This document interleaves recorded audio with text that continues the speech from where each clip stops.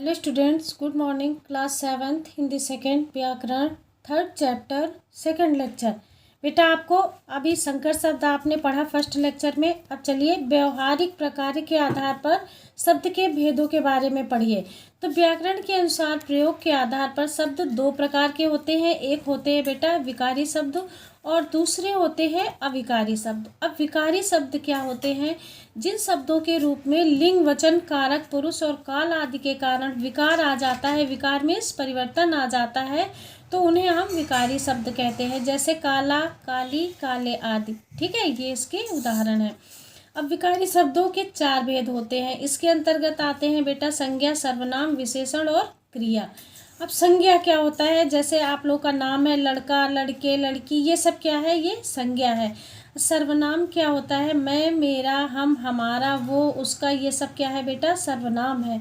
और विशेषण छोटा, छोटी किसी चीज़ की हम विशेषता बताते हैं। जैसे वो छोटा है, छोटी है, हरा है, हरी है, हरे है, ये क्या है बेटा? ये विशेषण के अंतर्गत आ जाते हैं। जो किसी चीज़ की विशेषता बताते हैं वो विशेषण होते हैं। अब क्रिया क्या होती है? सुबह से उठकर जितने भी हम काम करते हैं बेटा वो हमारे क्रिया के अंतर्गत आ जाते हैं। तो था, थी, थे, थी, करता, करती, करते, ये क्या है? ये सारे क्रिया हैं। अब अविकारी शब्द क्या होते हैं? अविकारी शब्द होते हैं जिन शब्दों के रूप में किसी भी कारण से परिवर्तन नहीं होता है, वो बेटा अविकारी शब्द कहलाते हैं। जैसे वो धीरे धीरे चल रहा है, तो वो धीरे धीरे चल रहे हैं, मैं धीरे धीरे चल रहा हूँ। तो ये तीनों वाक्य में धीरे धीरे शब्द में कोई विकार नहीं आया है, तो ये अविकारी शब्द के अंतर्गत आ गए हैं। अब इनके भी जो अविकारी शब्द होते हैं इनके भी 4 भेद होते हैं। एक होता है बेटा क्रिया विशेषण और संबंध बोधक, समुच्चय बोधक, विस्मय बोधक और द्योतक भी इसको कहते हैं। ठीक है, अब देखिए क्रिया विशेषण क्या होता है। माता पिता की सेवा आजीवन करूँगा, तो आजीवन क्या है? क्रिया विशेषण। क्रिया विशेषण बेटा क्या होता है? जो क्रिया की विशेषता बताता है। अब जाना, करना क्या हो गया? क्रिया हो गया। और क्रिया से जिसने ये क्रिया की विशेषता बताई कि आजीवन, आजीवन क्या है? ये क्रिया की भी विशेषता बता रहा है, तो वो क्या होता है बेटा? क्रिया की विशेषता बताने वाला क्रिया विशेषण होता है। अब इसमें देखिए हम माता पिता की सेवा आजीवन करेंगे, तो करना क्या हो गया बेटा? क्रिया हो गई। और आजीवन क्या हो गया? विशेषण। ये क्रिया की विशेषता बता रही है, इसलिए क्रिया की विशेषता बताने वाला क्या होता है? क्रिया विशेषण। अब संबंध बोधक, लकड़ी के बिना आग नहीं जलेगी, ये क्या है? संबंध बोधक। लकड़ी का संबंध आग से है, के बिना, लकड़ी के बिना, तो लकड़ी का संबंध किससे है बेटा? आग से। लकड़ी का संबंध आग से। अब लकड़ियों के बिना आग नहीं जलेगी। अब इसमें क्या है? के बिना आग नहीं जलेगी, तो इसमें भी लकड़ियों का संबंध किससे है बेटा? आग से है।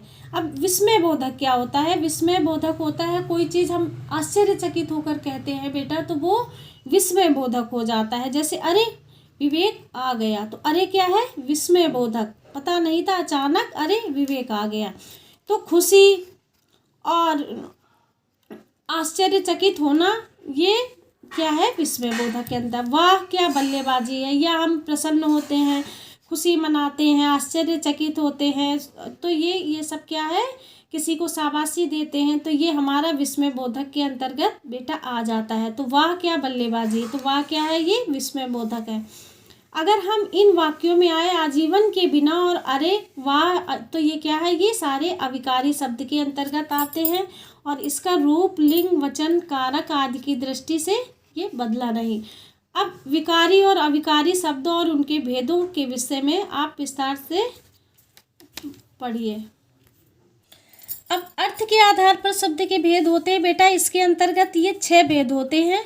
और एक पर्यायवाची, विलोम, अनेकार्थी और वाक्यांशों के लिए एक शब्द एकार्थी और समश्रुति भिन्नार्थक शब्द। तो ये किसके अंतर्गत आते हैं? अर्थ के आधार पर शब्द के भेदों के अंतर्गत आते हैं। अब पर्यायवाची क्या होती है बेटा? जिन शब्दों के अर्थ एक जैसे होते हैं उन्हें हम क्या कहते हैं? उन्हें हम पर्यायवाची कहते हैं। विलोम क्या होता है? अगला देखिए, विलोम होता है जो शब्द एक दूसरे का विपरीत अर्थ देते हैं बेटा, उन्हें हम विलोम शब्द कहते हैं।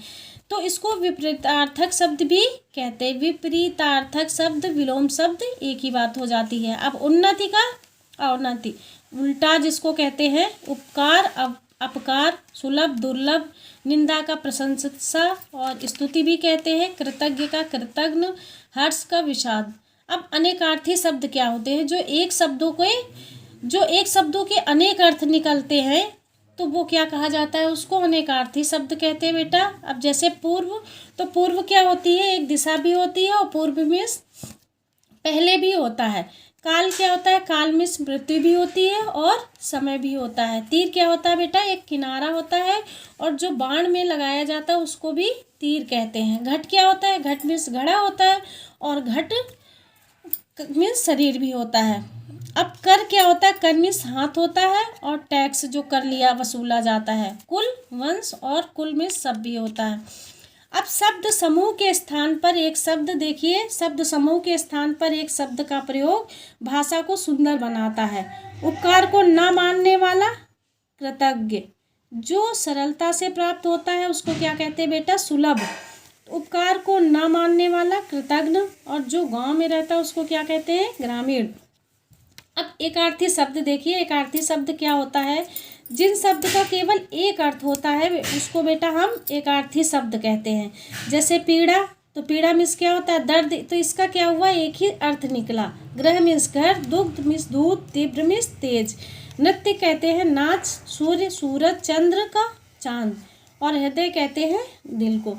अब समश्रुति भिन्नार्थक शब्द क्या होते हैं? चलिए ये पढ़ते हैं। कुछ शब्द बेटा ऐसे होते हैं जिनकी वर्तनी में भिन्नता होते हुए भी उच्चारण में समानता होती है, तो वो एक समान तो सुनाई देते हैं लेकिन उनके अर्थ अलग अलग होते हैं। तो ये ऐसे शब्दों को हम क्या कहते हैं? समश्रुति भिन्नार्थक शब्द कहते हैं। अब जैसे अन्न अनाज, अन्य दूसरा, नीर जल और नीड़ घोंसला, जरा बुढ़ापा और जरा थोड़ा, कुल वंश सब, कुल किनारा तट। तो ये आपका ये लेक्चर कंप्लीट हो गया। अब इसमें ये 5-5 होमवर्क में अनेकार्थी शब्द ये लिखेंगे। ये नोटबुक में बेटा आप 5-5 होमवर्क में आपको लिखना है। आपका लेक्चर फिनिश हुआ। अगला लेक्चर कल पढ़िएगा। Thank you class.